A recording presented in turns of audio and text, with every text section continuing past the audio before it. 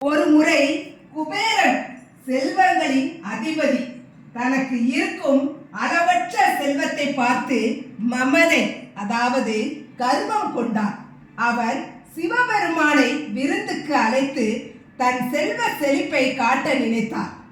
சிவன் அதற்கு பதிலாக விநாயகரை அனுப்பி வைத்தார். விநாயகர் குபேரனின் மாளிகைக்கு சென்றார். அங்கே குபேரன் மிக ஆடம்பரமான உணவுகளை பரிமாறினார். விநாயகர் உண்ணத் தொடங்கினார். அவர் சாப்பிட்டு கொண்டே இருந்தார். குபேரன் சேமித்து வைத்திருந்த அத்தனை உணவுப் பொருட்களும் தீர்ந்து விட்டன. ஆனால் விநாயகரின் பசி அடங்கவில்லை. விநாயகரின் ஸ்மார்ட் லெசன் என்ன தெரியுமா? குபேரன் பயந்து போய் நின்றார். அவருக்கு செல்வம் எல்லாம் ஒரு சிறு பிள்ளையின் பசியை தீர்க்க கூட போதவில்லை என்பதை அவர் அப்போதுதான் உணர்ந்தார். விநாயகர் அங்கே எனக்கு இன்னும் வேண்டும் என்று கேட்டார்.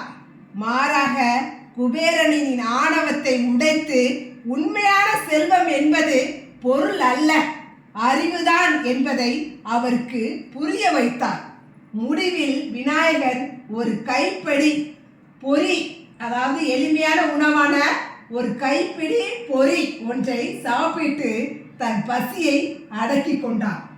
இது எதை காட்டுகிறது என்றால், பெரும் செல்வம் தேவையில்லை, தெளிவான மனமும் அறிவும் இருந்தால் ஒரு சிறு துரும்பும் மன நிறைவை தரும்.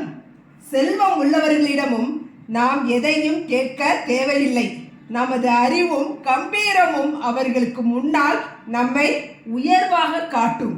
நமக்கு தேவையானதை அந்த பரம்பொருள் சரியான நேரத்தில் தருவார்.